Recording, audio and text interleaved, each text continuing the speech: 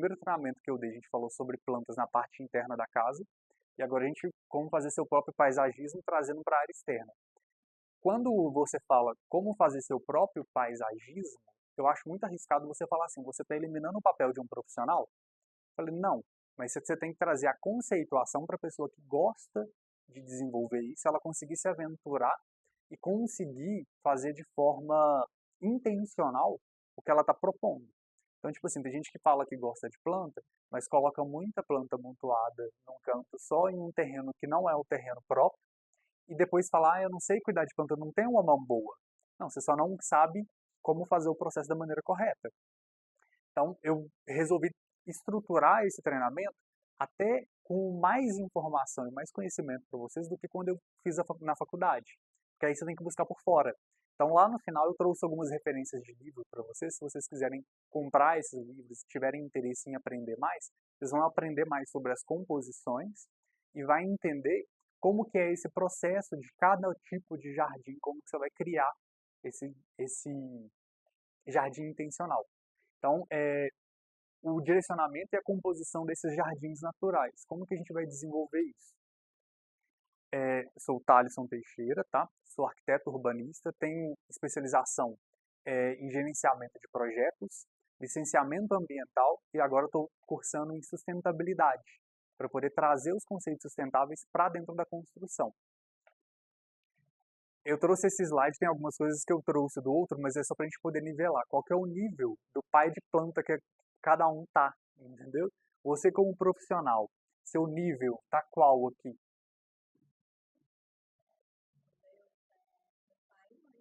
Pai e mãe de planta. Então, seu conhecimento já é assim, alto, né? Para poder... Mas as plantas todas sobrevivem. Sim. Fica... Suas plantas... de conversa. Essas plantas também você tinha me falado no último treinamento que você já está lá no nível mais avançado, né?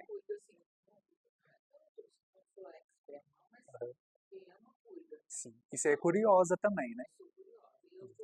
Na parte de hortaliça, tem muita gente que não entende é que tem planta que é de ciclo. Tem planta que dura no máximo 3 meses e tem planta que vai durar, tipo, se você pegar um alecrim, ele vira um arbusto, ele vira uma árvore mesmo, entendeu? Então você tem esses períodos. Mas sabendo agora um pouquinho do nível de vocês, eu vou aprofundar mais. Se vocês falarem assim, Thales, eu fiquei completamente perdido, eu paro e explico, detalho mais, tá? Mas é porque realmente são muitos conceitos. O básico que eu tinha trago na última aula é botar o dedinho na terra para poder ver se está úmido ou não. Então, quando você pega, por exemplo, uma alface e você pega um alecrim, o tipo de solo que cada um vai precisar é completamente diferente de uma planta para outra. O alecrim, você já vê que a aparência dele ela é mais bruta, ela é mais seca. A alface, você vê que ela demanda de muita água, ela é mais delicada. Você vê que ela precisa daquilo ali para poder se retroalimentar. Então você pensa nisso. E a questão de toda planta, ela vai seguir o sol. Quando você pegar o girassol e você plantar ele, você vai ver que ele consegue seguir.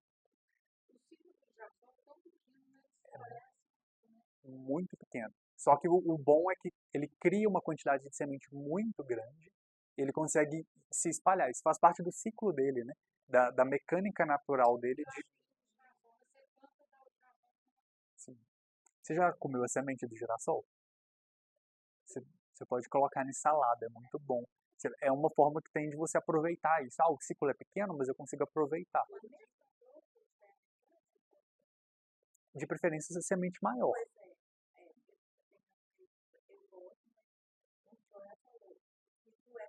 Sim.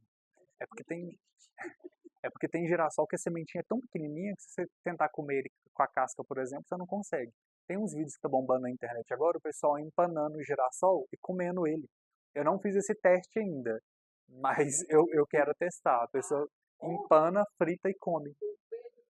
Dentro dos conceitos, arborização e paisagismo. A gente tem que separar uma coisa da outra. Eu trouxe até 2 exemplos aqui, vai ser as próximas imagens para vocês destacarem o que é cada um. Mas dentro de arborização, a gente pensa em áreas urbanas. Todas as calçadas deveriam ter árvores.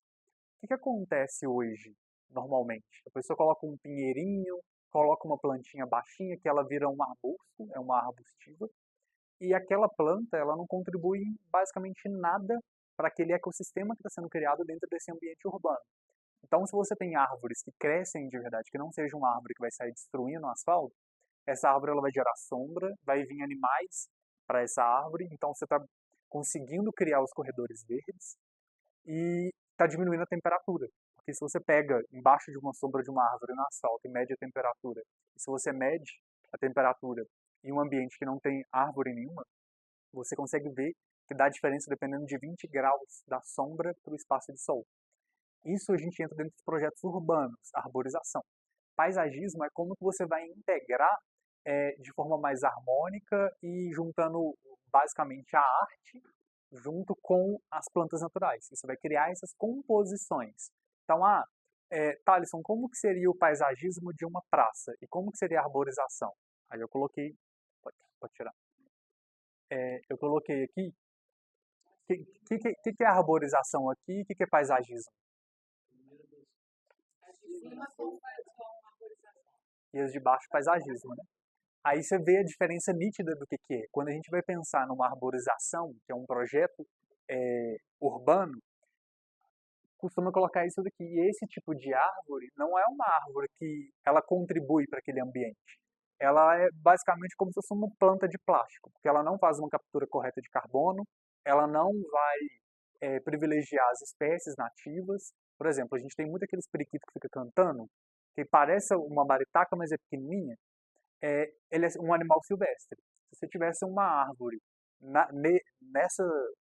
nessa avenida que tivesse fruto, ele poderia estar aqui. Tem muito lugar que tem mico, por exemplo. Se você vai para o Rio de Janeiro, você tem restícios de floresta amazônica lá. Aí você consegue ver que ali tem animais que vão passando. Quando você pega uma avenida dessa, que só tem uma grama aqui, embaixo dessa árvore, ela é tão densa que você vê que não tem grama suficiente. Essa grama está aqui porque provavelmente com a mudança do sol, ela em algum momento do dia, durante 2 ou 3 horas no máximo, ela pega sol, porque ela é densa. E agora você pega, por exemplo, árvores mais altas, com uma copa que ela não é tão fechada, e você vê o tipo de jardim, como que são as composições. Olha esse daqui interno. Você vê que tem, por exemplo, mobiliário, você tem adornos aqui, que são os vasos, que ajuda a controlar o tamanho da planta, e você vê que tem composições com outras coisas, a parte de madeira, os gradios, os degraus. Olha a lavanda, como que fica. Quando você entende que toda planta tem um ciclo e nem sempre ela vai estar florida, você consegue colocar esse tipo de planta junto com uma planta que ela vai dar flor o ano inteiro e você criar um jardim sempre colorido.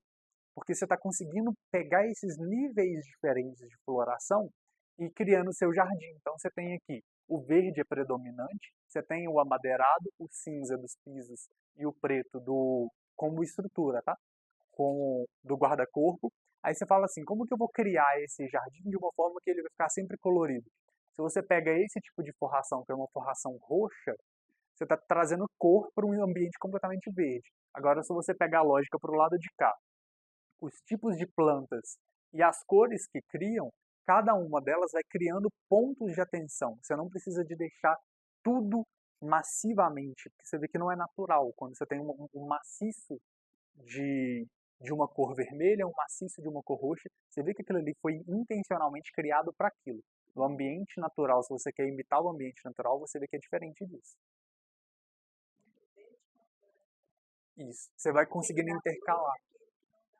Isso. Aí você pode, por exemplo, pegar uma planta que ela é mais fresquinha, você fala que uma planta que é mais fresca é aquela que depende de um solo melhor tratado, você tem que ter cuidados especiais com ela. Essa planta você pode colocar ela num vaso e ter uma floração que vai ser de ano inteiro ali, deixando no seu jardim natural, entendeu? É, agora falando um pouquinho dos estilos. Eu trouxe 3 ilustrados e 3 sem ilustração para poder colocar como base, mas tipo, se for pegar, se tivesse que falar sobre todos os estilos, a gente ia ficar horas falando só sobre isso. Mas 3 principais que você vê que é discrepante de um para o outro é o clássico, o inglês e o oriental. Quando você vai pegar o oriental, ele vai falar sobre o equilíbrio. Então você tem que ter água corrente ali, porque quando você vai pegar sobre o que significa água corrente, os fluxos, o Zen, aí você consegue entender que a proposta dele, a intencionalidade por trás daquele jardim é passar aquela questão do equilíbrio.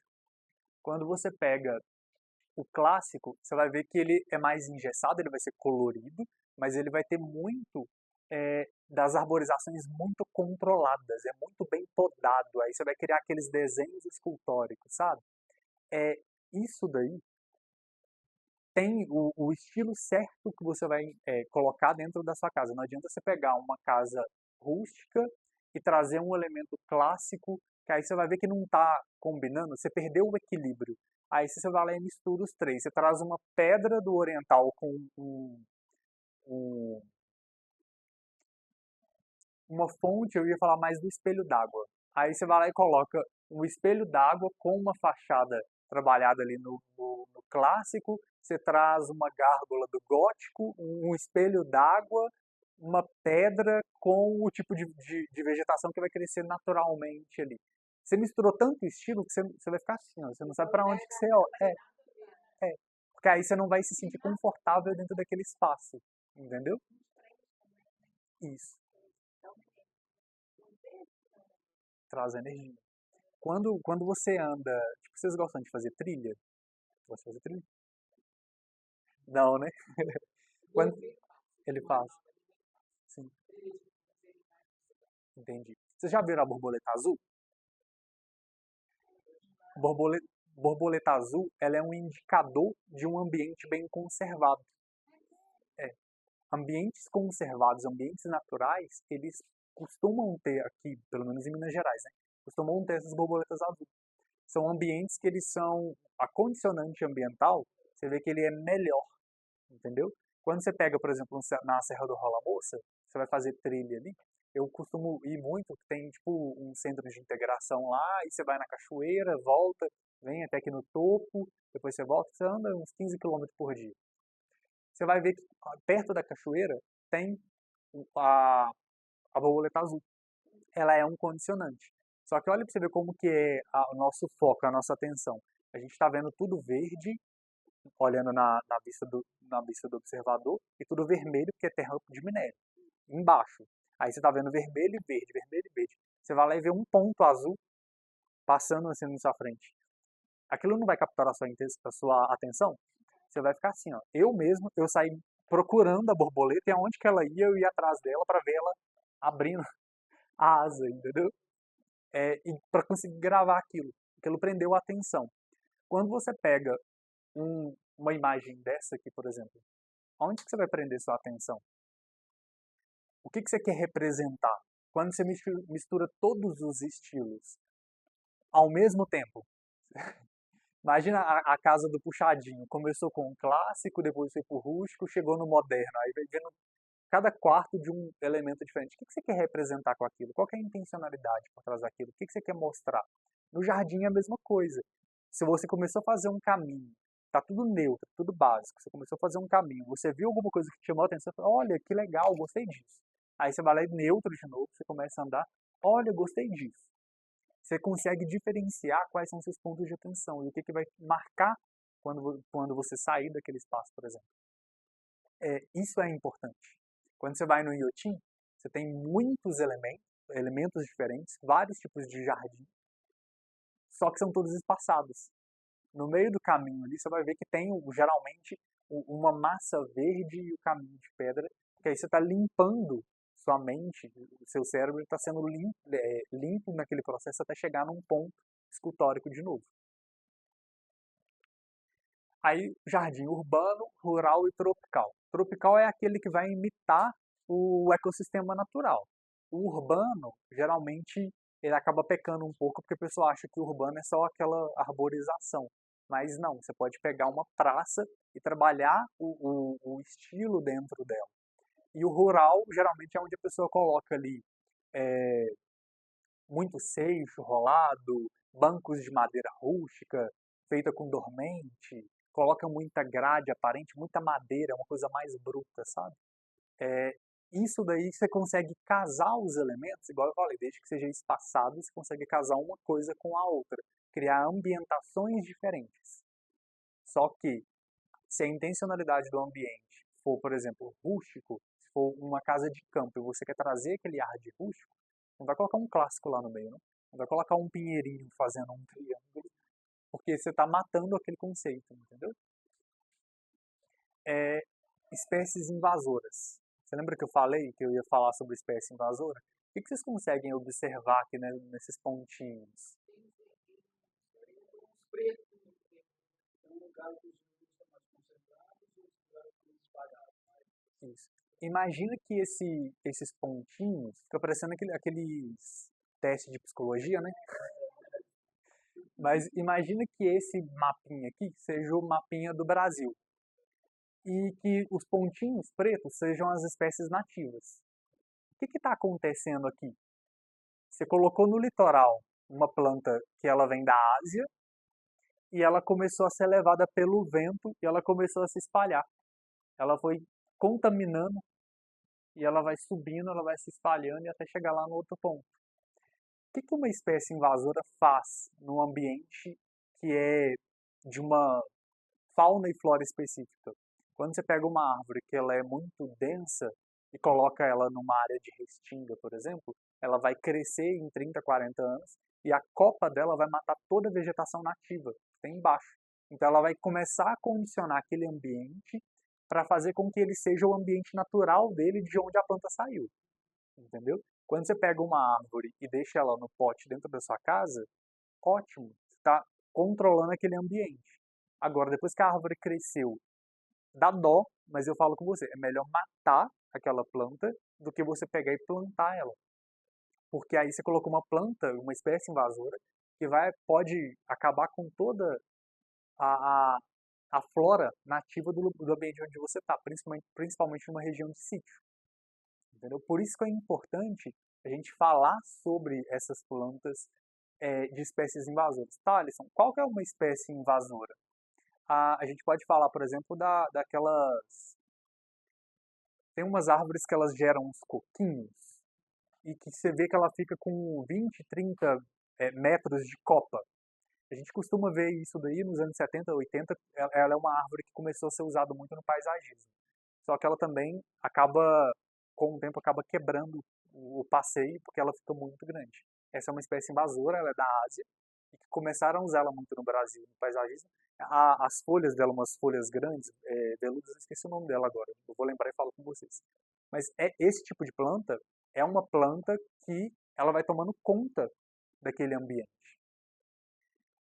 Nas indicações de livro tem o Ricardo Cadin, um livro dele. Depois, se vocês quiserem seguir o Instagram dele também, ele fala muito sobre espécie invasora. Ele para no meio do nada, tá numa praia e fala, essa daqui é uma árvore invasora. Aí ele tá lá na Paulista e fala, essa daqui, ó, essa aqui é uma espécie invasora. Ele começa a falar sobre essas plantas que não deveriam estar aqui. A gente tem uma diversificação de planta muito grande no Brasil e que a gente poderia usar isso no nosso paisagismo, mas a gente desconhece ou simplesmente ignora quando pega os profissionais.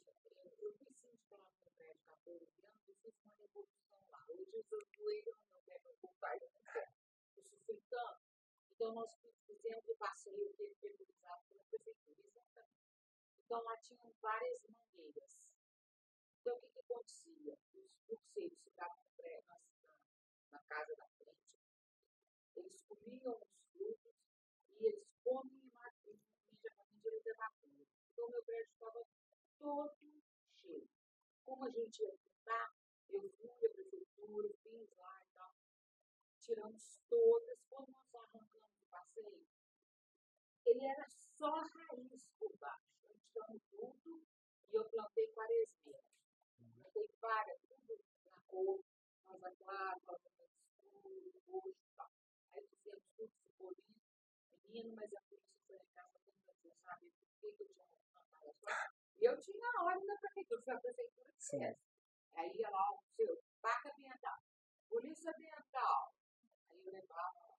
Então, eu falei assim, quando plantaram aquelas árvores lá no prédio, não sabiam que ela ia estourar o passeio. Você vê quanto passeio estourado você tem em Belo Horizonte, e você olha por baixo as raízes das plantas. Então, as pessoas, quando plantam, não pensam nisso, né? Que daqui a um tempo, elas vão piorar a situação, né? Sim, tem árvore que pode chegar a 100 metros para baixo, a raiz dela, para poder achar um aquífero.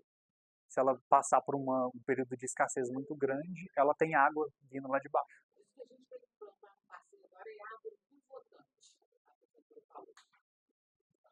A raiz é pivotante. Ah, tá. É para baixo e não para o lado. É, Entendi. senão ela vai Sim. estourando os passéios. Tem árvores que a copa imita a raiz. Então ela demora muito tempo para poder crescer a raiz, depois a copa vai crescer muito grande e você vê o tamanho da copa, basicamente é o que tem embaixo também. Tem árvores que costumam ser pro lado e tem árvores que costumam ser para baixo, tem árvore que é pro lado e para baixo, entendeu? Então isso é importante diferenciar na hora da gente for colocar essas espécies nos projetos. Grama esmeralda é uma grama que a gente usa em tudo quanto é lugar, né? Ela tomou o mundo afora, mas ela é uma espécie invasora. Ela é uma espécie que não é nativa. Aí você tem a grama batatais, que ela é uma grama nativa da América Latina. Ela é cultivada geralmente na Bahia, o povo costuma ter muito dela. E é uma opção que você consegue utilizar no paisagismo. Eu mesmo sou o cara da esmeraldas, porque geralmente é o que você encontra fácil, a metragem quadrada é mais barata. O cliente às vezes não tem orçamento para poder trazer uma espécie de fora e às vezes não quer esperar compra a semente e não quer esperar ela germinar aqui. Então você vai acabar indicando ela.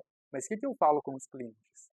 Deixe seu jardim muito bem podado para essa espécie não ficar dando muita semente, entendeu? Não deixa ela crescer demais e chegar ao ponto de gerar sementes, porque ela pode ser levada pelo vento.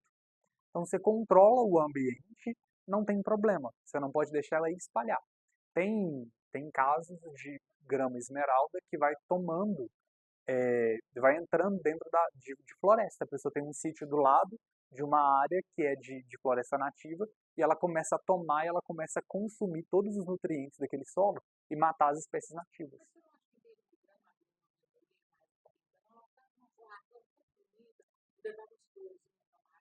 Tudo depende de onde você vai colocar. Imagina você colocar uma grama amendoim num campo de futebol ou num parque. Entendeu? Sim. Eu acho mais delicado. Eu acho muito delicado e eu gosto de indicar. Estou batalhando lá dos trocais. Aquela do lado direito, que a foto de cima É a mesma. É a mesma espécie de baixo? É. Só com uma dimensão. Isso. Eu coloquei ela de perto, ela de longe. Ficou meio estourado na tela da TV, mas é só para vocês verem a diferença do tamanho das folhas dela e como que ela é de perto e como que ela é de longe. Então, a gente olhando assim, é bastante diferente visualmente. As duas do lado direito, a superior e inferior. É bastante diferente visualmente. Por isso que eu perguntei se era mesmo. Sim. A questão da cor, aqui é o sol. Se você ver, o sol tá batendo de frente também. Não só pela cor, porque olhando lá de baixo, por exemplo, parece que ela tem uns vazios, digamos assim, você vê até a terra, etc. Sim. E naquela foto parece que é um tapete, é um negócio mais preenchido. Assim. Mas você vê daqui a mesma coisa, só que aqui tá mais cheio do que a de cá. A questão é perspectiva e iluminação. Eu vou falar sobre iluminação também. Mas basicamente, se você tirar uma foto de cima, você está vendo uma coisa. Se você tira em perspectiva, você está vendo uma outra coisa completamente diferente.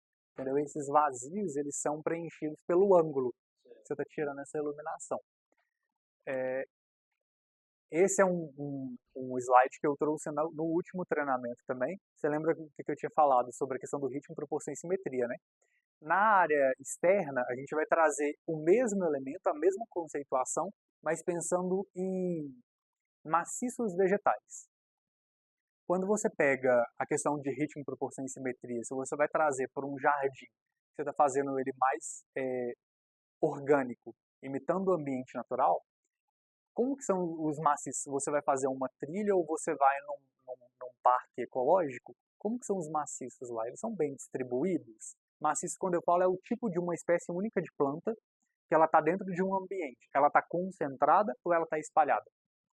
É diferente quando você pega, por exemplo, uma planta igual aquela de forração roxa e você quer criar um desenho com ela. Então a gente vai falar sobre a questão do ritmo, como que é o caminho que você quer levar o seu observador para ele poder guiar E como que você quer trabalhar essa questão da proporção. Eu tenho um maciço muito grande de uma planta que tem florzinhas amarelas, aí eu vou para o outro lado, pegando a questão do ritmo, né? Aí eu tenho um outro maciço com a mesma proporção do de trás, com flor roxa, aí eu tenho um outro com flor laranja. Maciços vai para dentro do que está dentro da sua proporção, e o ritmo é como você está dispondo esses elementos dentro do seu caminho, dentro do seu espaço do seu observador. E a simetria é você pensar nas proporções que você vai ter de tamanho de árvore, de plantas médias e de plantas baixas, plantas rasteiras. Então, quando você pega... acho que, se não me engano, você me falou sobre uma planta do cafezal do seu filho. Quando você pega o cafezal, você vê que a copa dele é mais alta do que a parte do caule, né? Mas geralmente você tem uma massa verde muito grande. Você tem uma massa verde muito grande em cima e embaixo ele é vazado e você consegue ver o que está do outro lado. Tem gente que não gosta de ver aquela parte dos caules ali e a terra. Aí você vai lá e pensa assim, o que eu posso colocar aqui que vai ser uma planta intermediária, que eu vou ter uma planta alta, uma intermediária, e a intermediária ainda gera sombra, eu quero colocar uma rasteira. Aí o que você está vendo é uma crescente, uma espécie de cascata. Você está guiando o seu olhar para você não ter aquele vazado do outro lado. Eu, enquanto em termos de decoração privada, eu gosto muito. Maior, médio, assim, eu acho que cria uma proporção. Eu gosto. Sim. Legal. Aí você consegue utilizar essa questão dessas alturas usando o ritmo também, entendeu? É sempre uma coisa puxando a outra, é um triângulo aqui, ó. Ritmo, proporção e simetria, sempre tem que focar. Sim. Uhum. Pois é, isso é intencional. É porque às vezes você vai num lugar, você se incomoda muito com a quebra. É igual aquela imagem de todo o livro de geografia dos anos 2000 para cá. Um prédio gigante com todas as coberturas cheias de piscina e do outro lado uma favela. Entendeu? A quebra é muito grande. Qual que é o incômodo visual que aquilo está criando? Não estou falando nada sobre classe, política, nem nada, mas a questão visual. Como que uma coisa incomoda quando comparada com a outra, entendeu?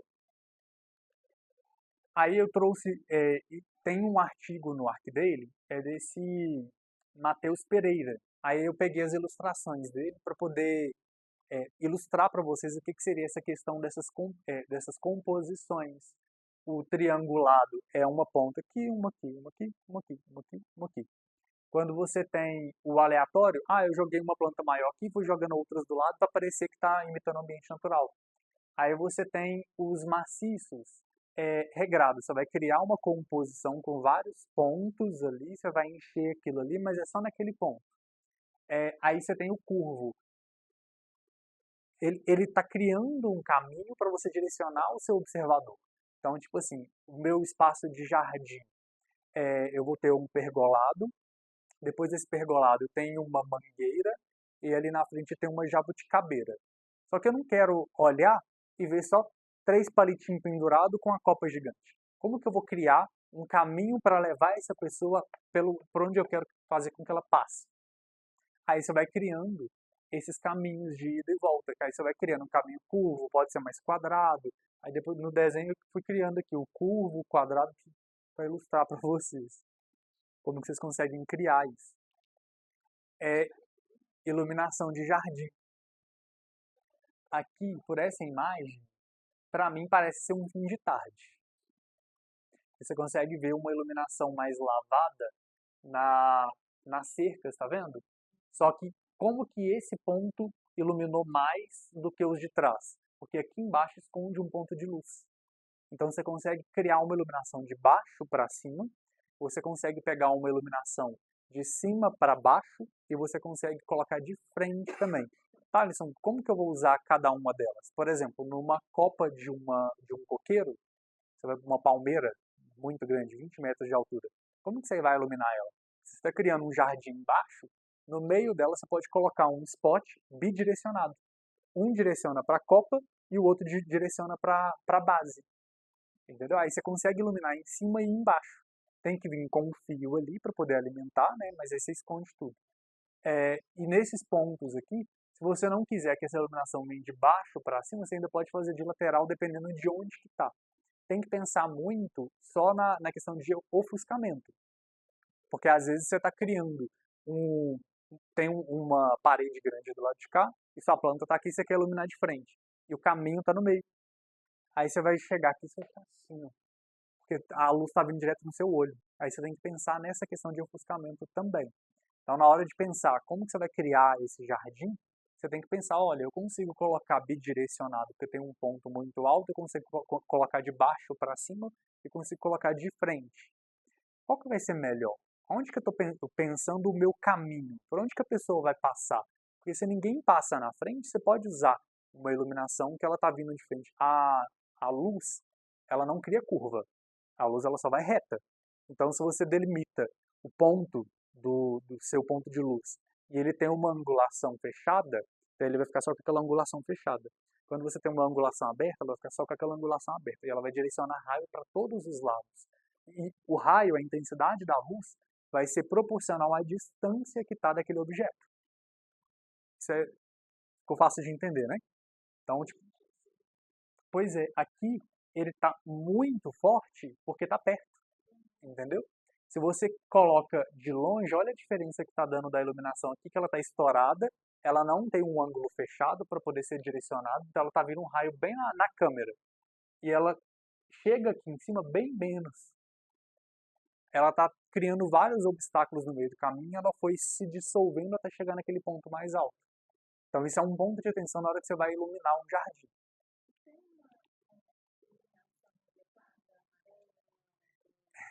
Aí você adiantou. Olha onde eu coloquei um X ali. Porque tem muita gente que adora colocar iluminação verde. Pois é, existem algumas cidades, quando a gente vai falar sobre arquitetura hostil, eles colocam embaixo de viaduto uma iluminação verde ou vermelha. Porque uma pessoa que for moradora de rua, que estiver ali debaixo, ela não vai aguentar ficar muito tempo. É hostilidade, entendeu? Quando você coloca no seu ambiente uma copa de uma árvore com uma luz verde iluminada e você vai passar muito tempo, imagina que a copa verde está de frente para sua janela e você não tem uma cortina. Rapidinho você vai dar um jeito de tampar aquela janela, porque seu quarto vai ficar inteiro verde, e você não vai aguentar ficar dentro do quarto todas as noites. Porque aquela luz ela vai criar um processo de cansaço mental a certo ponto que você fala assim, cara, eu não tô aguentando, essa casa ela não é para mim. E às vezes é feito por causa da iluminação, entendeu? Ah, tá, Alisson, eu quero usar a luz verde em algum detalhe. Pega uma iluminação bem fraquinha e ilumina só um pontinho do que você quer mostrar. Não coloca em tudo. Igual tem alguns prédios que eles fazem uma iluminação.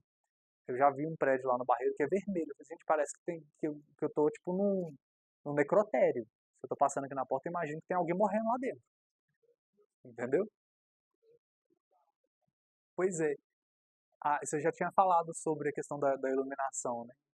Eu tenho um apartamento em Pernambuco, o sítio é maravilhoso, mas ele colocou lá, tem assim, um muro e um jardim. Já que está perto. Mas ele colocou lá 3 holofotes verdes.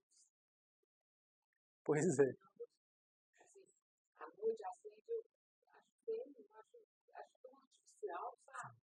Se fosse claro, assim, também é agressivo, eu não gosto. Sim.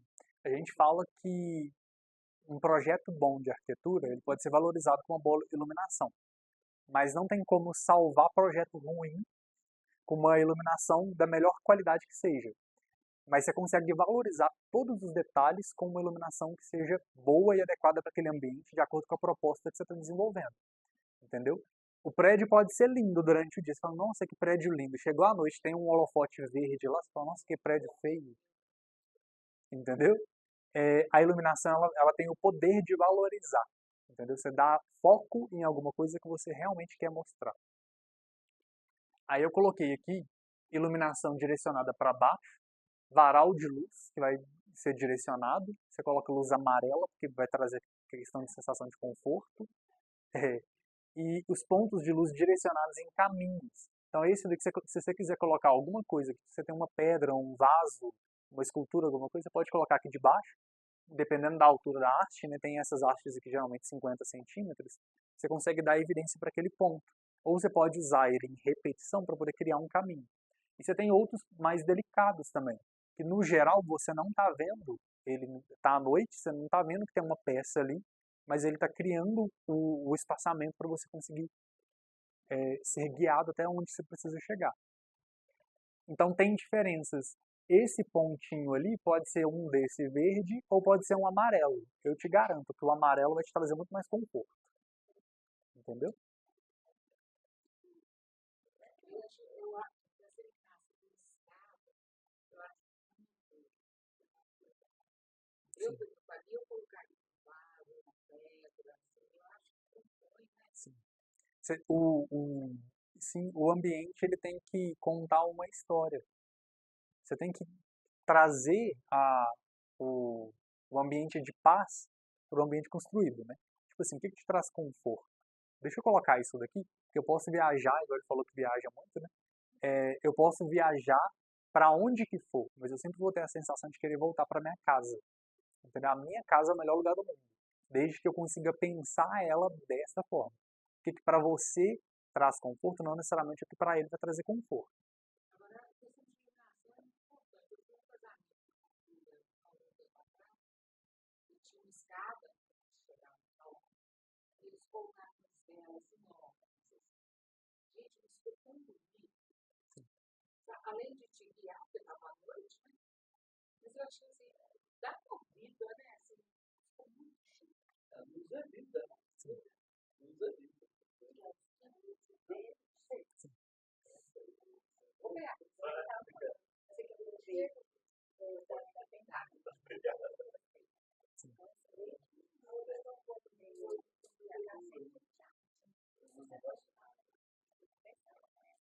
Na época nem era nada, era alpendre, né? Sim.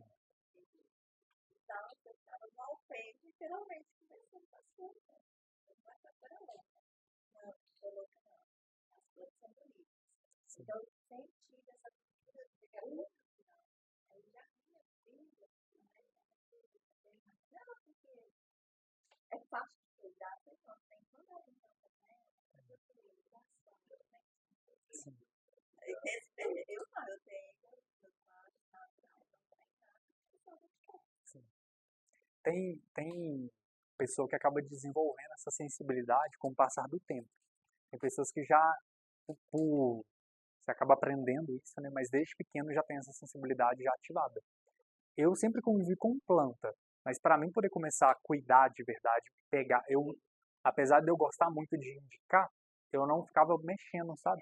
Depois da pandemia, eu falei assim, não, eu quero encher de planta aqui e eu quero pegar uma diferente da outra e eu quero ver até onde que vai.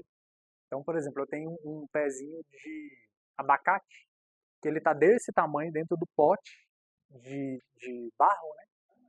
E já vai para 2 anos. Entendeu? E ele não muda, porque eu quero deixar ele como um bonsai. E eu vou mudando, eu coloco ele no ambiente escuro, aí ele para de crescer. Eu vou lá e coloco ele no ambiente claro, aí eu quero entortar ele, eu vou lá e mudo a posição, para ele poder começar a girar. E cada hora eu vou colocando no lugar para testar, realmente. Mais próximo da janela, mais longe da janela. Qual que é a quantidade? Você tem que ir medindo para não deixar ele morrer também, né?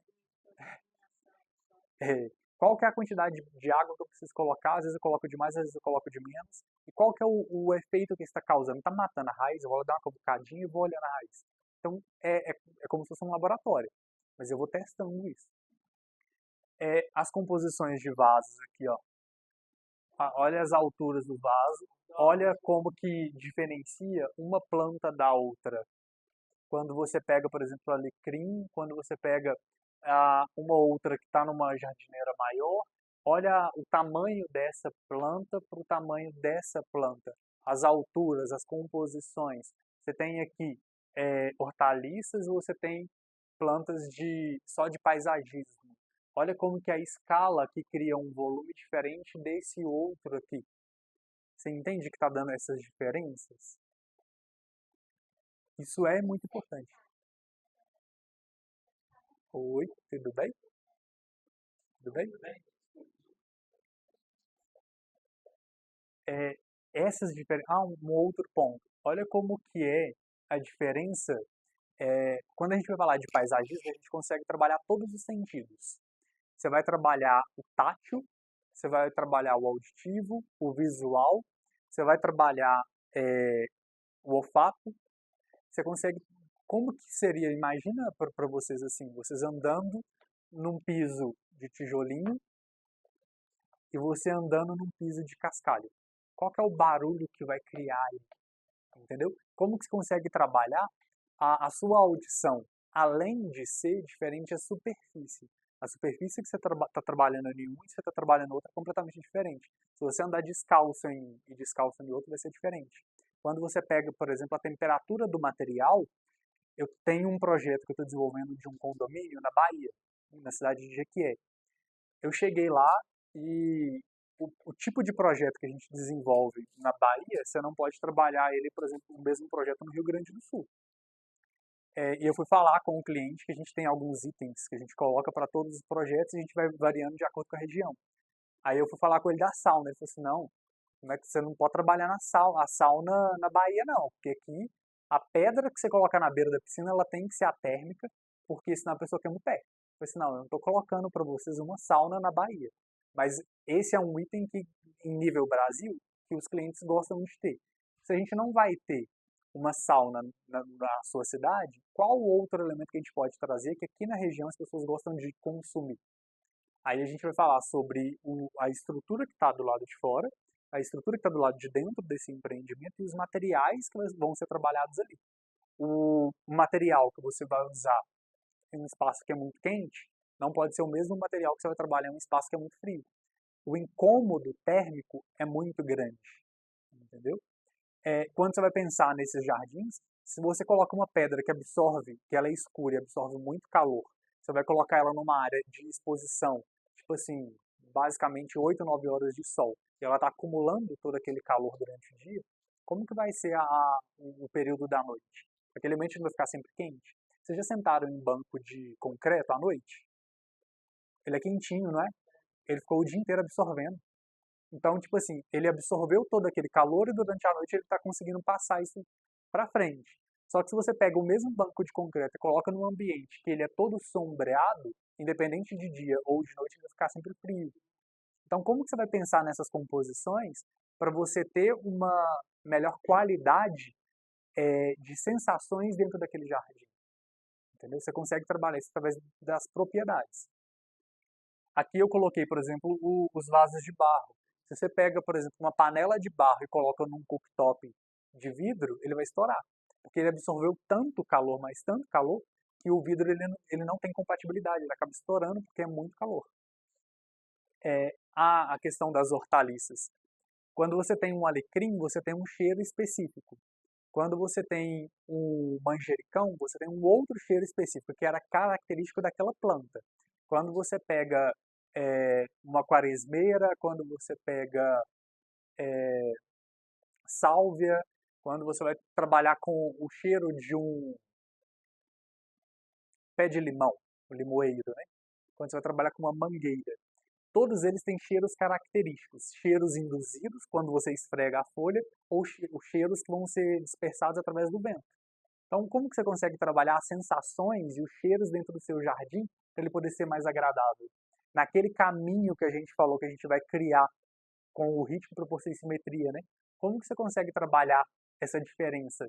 Quando você vai misturar, por exemplo, os cheiros de plantas de paisagismo com plantas que são ornamentais também, mas que elas também são comestíveis. Como que você consegue trabalhar isso? Uma outra parte muito importante que geralmente todo mundo esquece na hora de criar o paisagismo é a parte de infraestrutura daquele jardim. Então, às vezes a pessoa vai lá, tem uma área gigante e ela quer encher de árvore, trabalha com aquelas plantas que absorvem água o dia inteiro e na hora de molhar, como é que ela faz? Ela tem que ir lá com uma mangueira quilométrica, ela vai jogando água, vai passando, vai molhando, vai molhando. Quando ela chegou no final, a primeira planta já está seca de novo. Aí ela depois ainda tem aquele trabalho de enrolar a mangueira, colocar a mangueira no canto, e ela tem que molhar todo de início da manhã e todo final de tarde. Porque se ela molhar durante o dia, é mito quem fala que a planta vai queimar, tá? Ela vai acabar absorvendo aquilo ali. Só que ela também não vai ter um bom desenvolvimento. Imagina, tipo assim, tem um ambiente muito quente e começa a chover. As plantas continuam vivas depois da chuva, não continua? Então, a troca térmica ela é grande, ela atrapalha o desenvolvimento da planta, mas ela acaba não morrendo por causa só disso, entendeu? Mas o melhor é de manhã e de noite, porque ela consegue absorver mais. A água no calor ela vai evaporar muito mais fácil e a planta não vai absorver nutriente e água suficiente se você molhar no meio-dia. Aí quando a gente vai pensar sobre os tipos de sistemas de absorção, para um vaso você tem que ter uma manta para poder separar o seixo ou a argila expandida da terra para não misturar tudo ali e não resolver nada. Então você tem que colocar, se é uma camada drenante, você tem que ter em cima a parte de terra onde a raiz vai se desenvolver e embaixo o espaço livre entre o seixo para aquela água passar e não ficar acumulada na terra e apodrecer as raízes.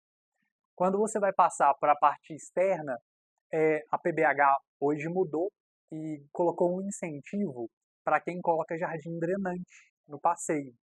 Aí você vai trabalhar os jardins de chuva.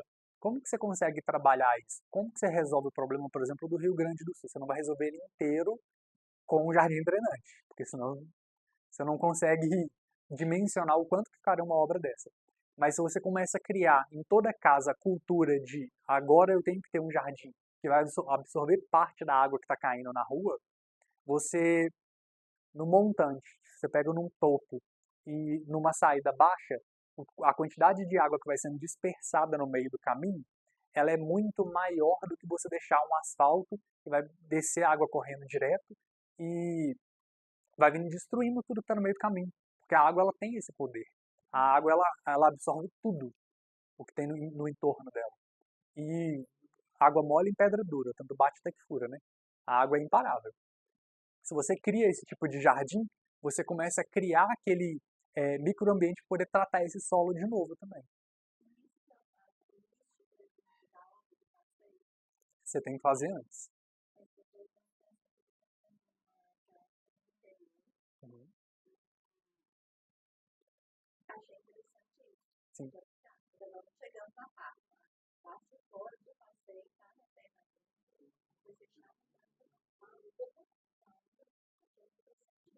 Sim. Existem soluções hoje quando a gente fala em nível urbano, se você pega uma área para poder trabalhar, como eu trabalho com projetos em escala pequena, que é residencial, e projetos muito grandes, que são em escala urbana, quando eu vou pegar, por exemplo, um condomínio para desenvolver, ou realmente um bairro. A gente está com uma área em Roraima que a gente está desenvolvendo, que é uma área que tem muita parte alagadiça. Se você não colocar uma bacia de retenção ou um jardim drenante lá, e você pegar o ciclo anual através dos anos, você pega 50 anos, qual que é o histórico de cheia daquele local? Se você não prevê que você precisa ter uma bacia de retenção ali, em algum momento vai dar merda ali e você vai acabar prejudicando os moradores que compraram. Tem que ir. Tem que ir. Não. Você tem que fazer o reconhecimento do local. Inclusive, eu estou só esperando eles assinarem um contrato lá, porque eu tenho que ir para lá agora. Porque quando a gente faz a análise inicial, se a gente manda uma equipe de topografia, eles vão fazer todo o mapeamento aéreo. Só que com o mapeamento aéreo, você não consegue resolver problemas de chão. Se você não for lá e sentir e ver aquilo ali, quando eu saio por uma visita de campo dessa, eu vou andando dentro da cidade, eu vou andando assim. Aí eu vou lá e pego, olha, isso aqui tá mais arenoso. Aí eu vou num lugar e falei, olha esse tipo de planta. Os clientes começam a brincar comigo porque eu começo a carregar planta de tudo quanto é lugar, tipo folhagem, começo a tirar foto de tudo e eu documentar tudo. Natália, mas você está muito distraída. Eu falei, não estou distraído. Eu estou analisando, entendeu? Eu estou vendo todos os pontos que podem interferir no desenvolvimento desse projeto. Quando você vai pegar um jardim, é uma escala muito menor. Mas quando você vai pegar um jardim, você tem que pensar nisso. Qual que é o caimento natural desse terreno? Você vai induzir um caimento dependendo de como que você fizer a compactação daquele solo, na hora que você jogar a terra, que vai ser a terra tratada para você cuidar daquela planta. Se não tiver um ponto de saída dessa água, você vai criar uma piscina em dia de chuva. Como que você vai trabalhar isso? Você tem que pensar. Qual que é o sentido de caimento natural? Eu consigo induzir um caimento aqui até a ponta do ralo, esse ralo, ele vai absorver todo aquele material que está sendo gerado ali, ele pode entupir. Eu fui atender um cliente no condomínio aqui em Nova Lima pela Leroy. Eu cheguei lá e ele queria que mudasse um papel de parede. Só que na hora que eu cheguei na casa, eu falei assim, aqui, eu não consigo falar com você de papel de parede agora não. Você vai comprar a consultoria da casa inteira e eu vou te ajudar a tratar primeiro o seu problema externo, suas calhas todas elas estão entupidas, toda a sua base de escoamento de água está toda cheia de folha. Ele comprou a casa, estava no período de seca, só que a casa tinha mais de 2 anos que estava sem um morador. Com a primeira chuva que veio, inundou tudo. E tinha mofo em todas as paredes do primeiro andar. Casa com muita madeira, casa fechada, muito mofo. E ele me chamou para poder resolver um papel de parede, porque ele não sabia qual que ele ia colocar na lareira. Eu tive que resolver todo o problema dele de infiltração. Eu falei com ele, você vai ter que cortar 1,20 m dessa parede para baixo, você vai ter que arrancar todo o reboco, vai ter que impermeabilizar, rebocar de novo e depois fazer um tratamento. Depois que você resolver isso tudo, aí você coloca o papel de parede que eu tô te indicando também, entendeu? Mas você resolve primeiro esse problema porque não vai adiantar seu lado. Você trabalhar com papel de parede para poder tampar mofo. Porque o ar está contaminado. A primeira coisa que você tem que fazer é deixar essa casa aberta, ligar um tanto de ventilador aqui, secar essa casa inteira, tratar toda a sua base, para depois você poder trabalhar com a decoração. Sim. Sim.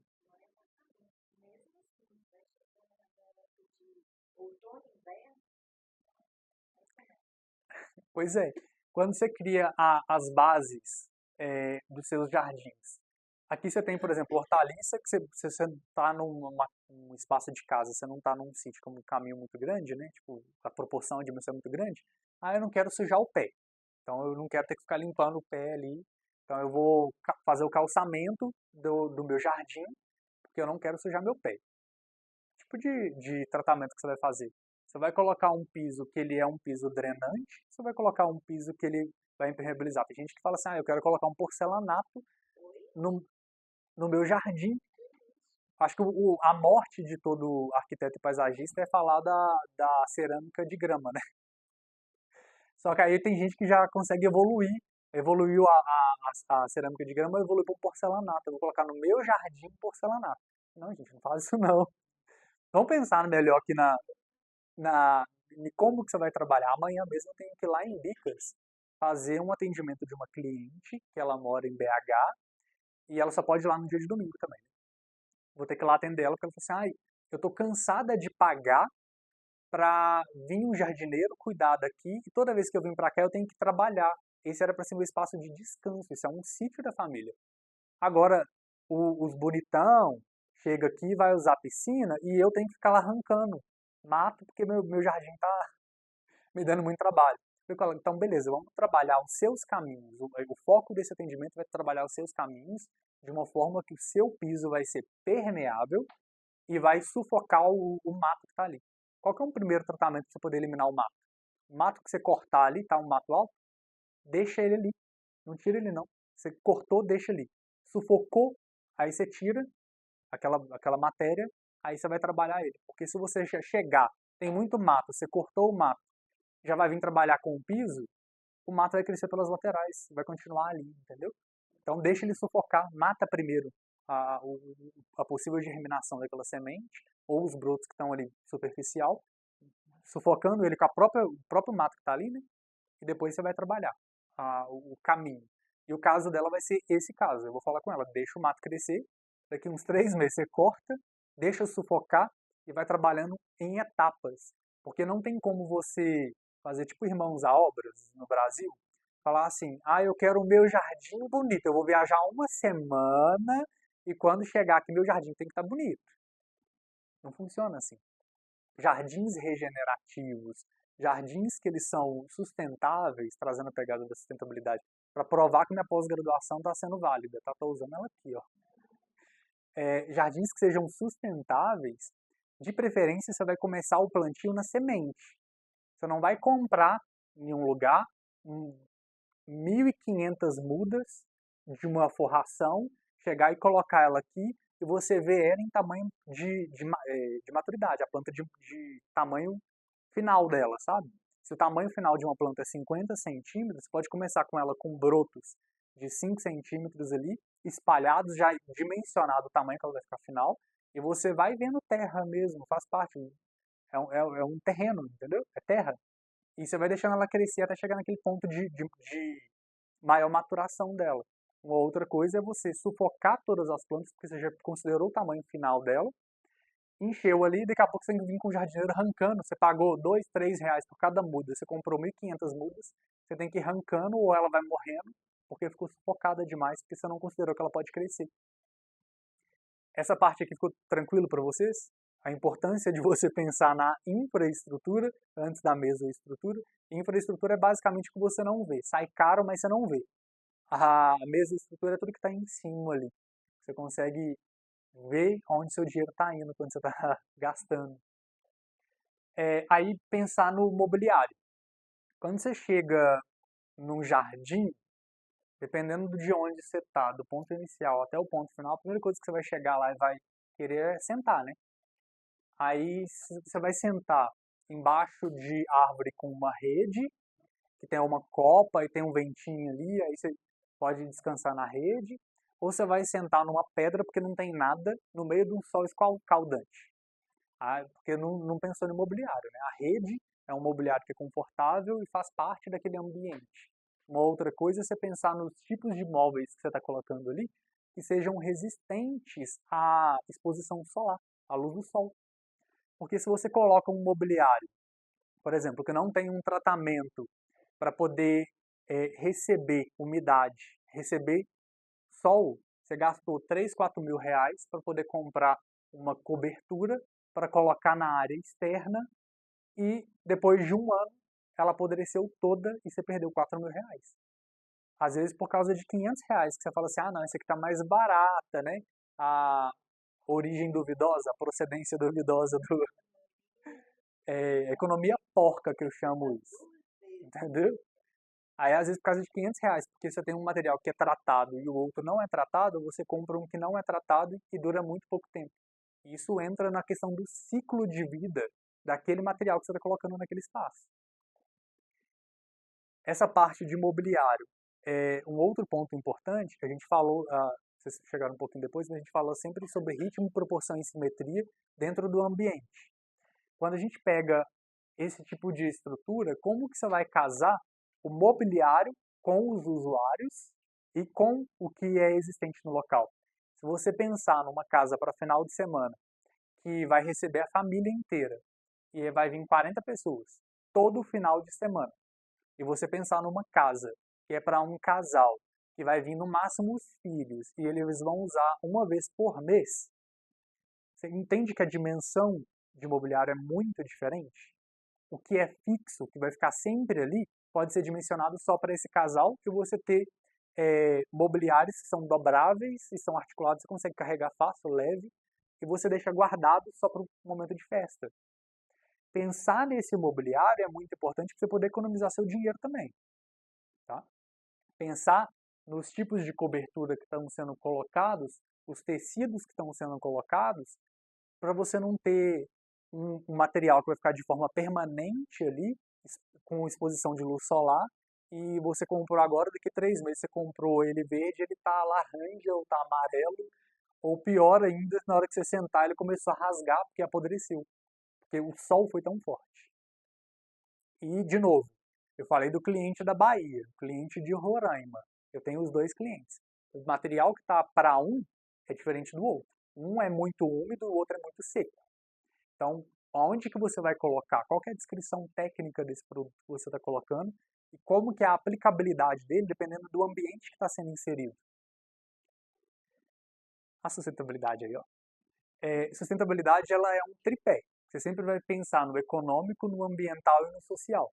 Se você pensa no social, tá, Alisson, o que seria praticamente um ambiente trabalhado com a parte social na sustentabilidade? Em vez de você comprar uma planta estrangeira, você compra uma planta nativa. Você está trabalhando o ambiental, porque você não está colocando uma espécie invasora dentro daquele espaço. E você está trabalhando também com agricultores locais que estão produzindo. Se você pensar no social de novo, você vai contratar um jardineiro que é da sua cidade, ou você vai contratar um jardineiro que vai vir de 40 cidades depois da sua para poder cuidar do seu jardim. Tenta trabalhar com profissionais locais. Quando você vai pensar no econômico, a gente não acabou de falar sobre os móveis de área externa? O econômico no longo prazo, às vezes é um produto que agora é mais caro, entendeu? Porque um produto que você compra que dura 5 anos e um produto que dura 20, que custa R$ 1.000 a mais, você entende que se você comprou um produto de 3.000 e ele dura 2 anos e o outro dura 10 anos, mas ele é 5, 3.000 vezes... Eu perdi até as contas aqui, ó. 3.000 vezes 5 está dando 15 e o outro está custando 5. Então você está pagando 3 vezes aquele produto no longo prazo. Então, se você pensar nesse viés econômico, que hoje pode sair caro, no longo prazo sai muito mais barato. E acaba sendo ambiental também. Sim, quando você pensa no ambiental de produto, você pensa o tipo de material que está sendo trabalhado. De onde que está sendo a fonte de extração da matéria-prima que está sendo produzida aquele mobiliário, por exemplo. Quando você pensa numa mesa de fibra, uma mesa de bambu, existem mais de 1.000 espécies de bambu. Se você pega espécies que são trabalhadas localmente e os materiais foram criados com aquelas fibras do bambu ali, e você consegue usar ele dentro do seu espaço, você entende que você está contribuindo para o meio ambiente? Porque você não está trabalhando com um material que ele é de ferro ou de aço inoxidado, que passou por um processo industrial gigantesco antes de chegar naquela conformação final. Quando você pensa nesses critérios, você está pensando nesse todo do que é a sustentabilidade. No ambiental eu também não quero ser e nunca mais É, aí tem um ponto nisso daí, eu peco um pouquinho nisso, tá? Porque eu vou fazer uma trilha do nada, assim, eu tropeço, caio e eu chego em casa com uma planta, entendeu? E, gente, como é que ela vai parar aqui agora que ela tá aqui, eu tenho que cuidar, entendeu? Mas aí você pensa assim, se as plantas estão espalhadas ali, e tem muita dela, e você vendo que ela é nativa e tudo mais, você consegue tirar fácil, é uma coisa. Agora, o que mata é você ver que tem uma flor ali, que aquela flor pode virar uma semente, crescer, espalhar dentro do ambiente, a pessoa, que flor linda, arranca a flor, tira uma foto e joga ela fora. Entendeu? Isso realmente atrapalha o ecossistema. Agora, se você pegou uma planta nativa dali, é sua responsabilidade cuidar daquela planta em ambiente induzido. Se você pegou uma planta, igual eu peguei uma planta, uma bromélia lá da Bahia e trouxe para cá. Eu deixei ela no sítio da minha mãe. Eu induzi ela no ambiente ali, tratei o solo para poder ficar parecido, porque eu queria ver as cores que ela vai trabalhar em diferente época do ano. Só que eu também, se ela continuar brotando, eu não vou pegar ela de Igarapé e levar ela para Nova Lima, pegar de Nova Lima, levar para Esmeraldas, de Esmeraldas eu vou levar lá para Conceição do Mato Dentro. Isso é inconsequência. Tipo assim, você não sabe o tanto que essa planta ela pode ser invasora para aquele microambiente que você está criando. Entendeu? Você não pode sair espalhando uma planta que ela é invasora. Agora, ó, tem um ponto. A ignorância ela é uma dádiva, tá? A dádiva dos tolos. Quando vocês não sabem que isso cria consequência, vocês podem fazer. Agora que eu tô contando que atrapalha, vocês já não podem fazer mais, tá? Então, vocês já não são mais ignorantes nesse ponto. Então, vocês já não podem mais sair carregando planta de qualquer lugar e espalhando para tudo quanto... Mas hoje em dia eu tenho essa consciência, entendeu? Eu deixo ela induzida ali no apartamento. Agora vocês já sabem disso, vocês já sabem que não pode fazer, tá? E quando fizer, lembra de não espalhar. Porque às vezes você tropeça na planta. Você fala, caí aqui e levei uma bromélia para casa, entendeu? Dentro desse viés da sustentabilidade, a gente tem que aproveitar no seu jardim para poder criar o sol e o solo. Falei lá no início, eu estava desenhando, isso aqui é uma obra de arte, tá? Para vocês que chegaram agora, vocês vão ter que desenhar, vai ter um para casa. Eu quero testar todas as habilidades e no final vai valer ponto, só vai embora quem tiver de tirar 10. tá? Mas porque a gente estava falando sobre a questão do solo, como é que a gente vai trabalhar o solo e o solo de acordo com a espécie que você está colocando. Então você tem que ter esse uso dentro do seu espaço. Os usos locais, olhar sempre sol e solo, qual que é a composição, qual que é a incidência solar que está dentro daquele espaço. Materiais naturais, eu falei sobre isso. Se você usar um bambu que é produzido localmente, é muito melhor do que você trazer um móvel que veio da Shopee lá de não sei da onde, que você não sabe qual que é a origem da extração daquele produto. Mas, uso de tecnologia, esse aqui a gente está falando de ambiente natural e esse daqui induzido, tá? Uso de tecnologia, energias renováveis e as obras sempre limpa e considerando a questão do gerenciamento. O que é o gerenciamento quando a gente vai falar de um jardim? É você lembrar que tem infraestrutura e que você precisa fazer os drenos, porque senão você vai criar todo aquele paisagismo ali, né? E vai alagar tudo, vai matar tudo, porque você não pensou que precisa de deixar os drenos para essa água ir embora para algum lugar. Energias renováveis. Se você consegue colocar painel solar para poder alimentar sua casa e você deixar seu jardim sempre ligado, é uma coisa. Se você não consegue fazer isso, você vai ter que colocar um interruptor para você ligar só à noite ali, ou colocar um sensor para você conseguir economizar energia. E essa tecnologia, por exemplo, quando você pode investir um pouco mais e você não quer ser a pessoa que vai arrastar a mangueira para tudo quanto é lugar, você consegue colocar a rega dessas plantações de forma automatizada. Então, tipo assim, você tá lá no berço esplêndido, tá dormindo lá e seu jardim já está sendo irrigado. Quando você acordar, as plantas estão bonitas, aquele cheiro maravilhoso, e você não teve que levantar uma palha para poder ter aquele espaço, entendeu? Então é pensar nesse contraste de uma coisa com a outra e como que você consegue juntar o ambiente natural e o uso de tecnologia para você ter um ambiente mais sustentável no longo prazo.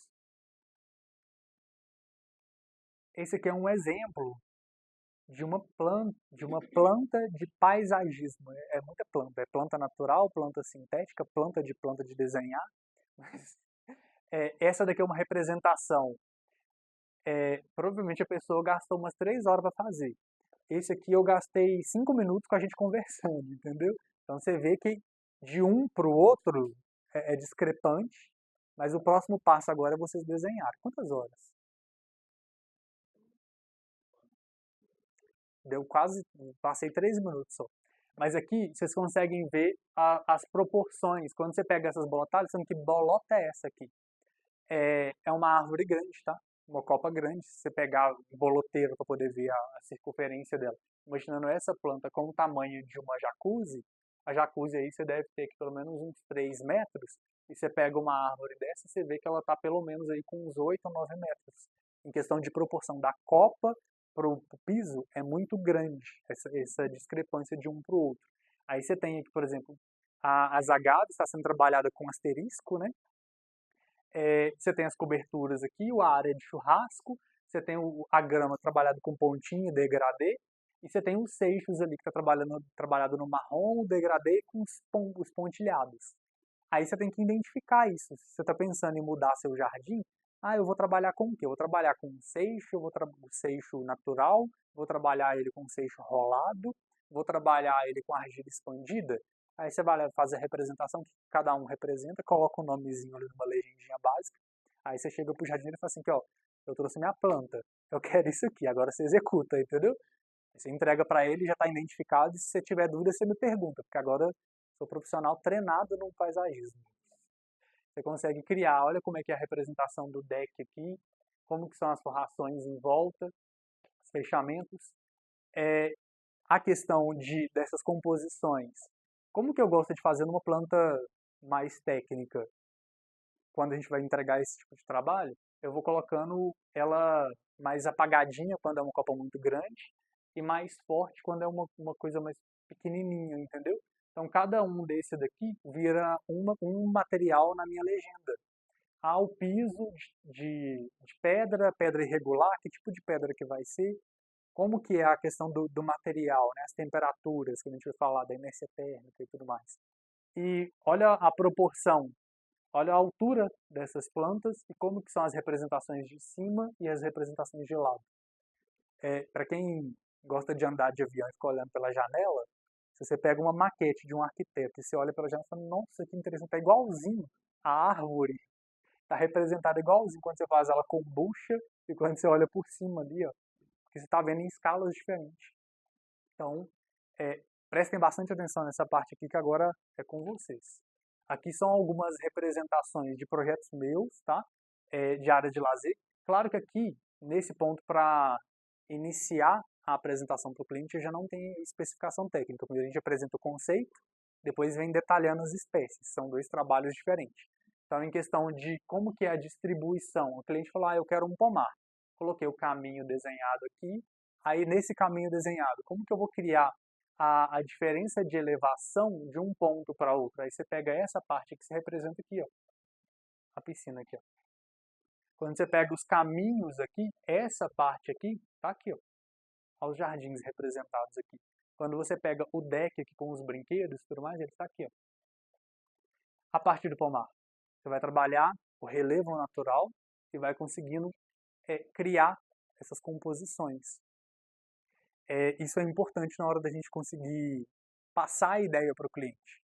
Se eu pego um projeto desse, eu coloco ele com uma visualização 3D e um óculos de realidade virtual, já teve cliente que falou comigo, pegou lá no terreno, a gente foi lá no ponto e falei aqui, ó, sua área de lazer vai ser aqui.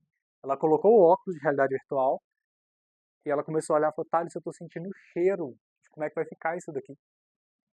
Entendeu? Porque ela conseguiu ver, ela já tem a memória afetiva com o terreno dela, e ela conseguiu ver como que vai ficar depois com o projeto, todas as espécies que estão sendo trabalhadas ali, principalmente na parte do pomar dela, igual a jabuticabeira. Se você coloca a representação, ó, essa árvore aqui vai ser uma jabuticabeira, aí nesse ponto aqui a gente vai trabalhar com tal espécie, né, você vai trabalhar com tal espécie, aí você consegue usar a tecnologia, né, a pessoa coloca o óculos e fala, uau, eu tô vendo minha jabuticabeira aqui, formada já. Então é muito legal isso, a gente conseguir trazer. Esse aqui é um outro projeto, esse aqui é o da Bahia. Plantas na parte interna que recebem iluminação através de elementos vazados. Aqui, os pontos para criar sombra, a gente coloca os pergolados ali.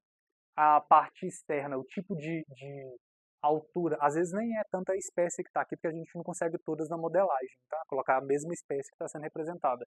Mas olha as alturas diferentes, as composições, as diferenças de alturas de um elemento para outro elemento. Quando a gente coloca um espaço que recebe muito sol, que tipo de planta que vai adequar e que você não vai dar muita manutenção? A espada de São Jorge é uma planta super versátil que cabe em qualquer lugar, entendeu? A gente criou aqui a parte da academia e colocou do lado de fora a grama com a espada de São Jorge para você não olhar do lado de dentro e ver aquela quebra da grama, a terra e o concreto. Aí quando a pessoa olha do lado de dentro e do lado de fora,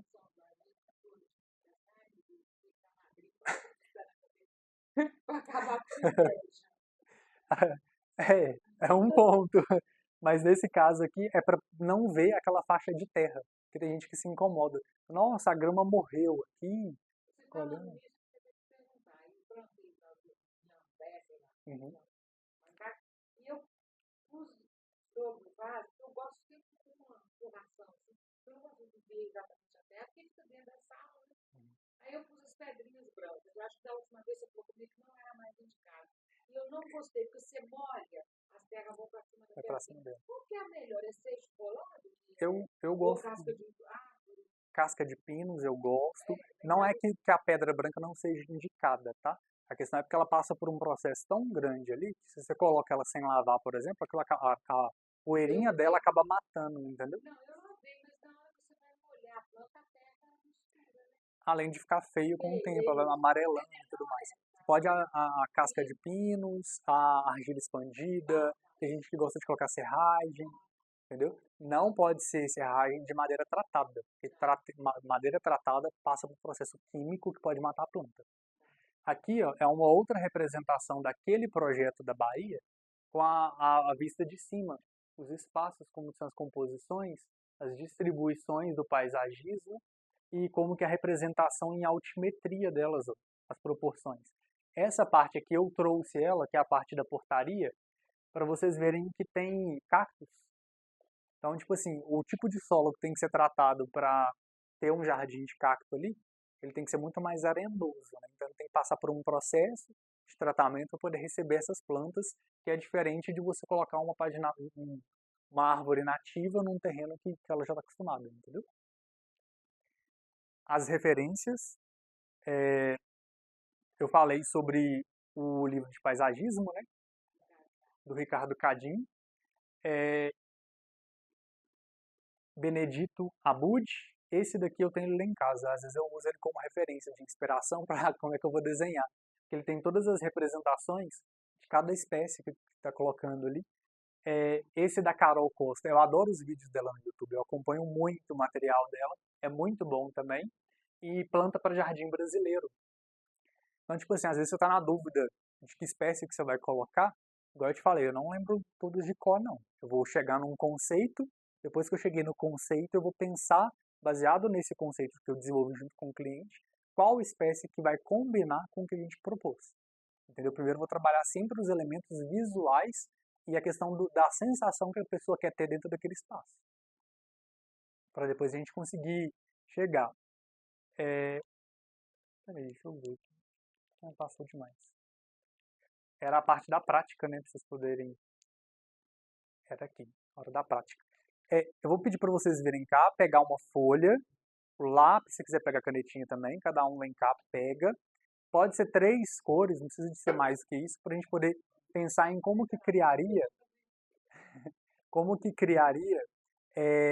um jardim na cabeça de vocês. Tipo assim, no espaço que vocês possuem hoje ou que querem representar, como que seria um pergolado, como que seria uma árvore vista de cima, a gente tem essas representações, e eu coloquei aqui, por exemplo, como que eu representei um pergolado, como que é o caminho de pedra aqui, como que é o caminho feito de tijolinho, como que são as forrações, as cores que eu quero trazer para essa forração, as árvores grandes e o caminho de pedra com a cobertura ali de seixo. Então eu representei, essa cobertura aqui é o telhado da casa lá, feito com uma forração de argila expandida, e aqui embaixo é o caminho que a pessoa vai seguir até entrar dentro da casa. Então eu quero que vocês pensem num jardim, como vocês fazem essa composição. Fechou?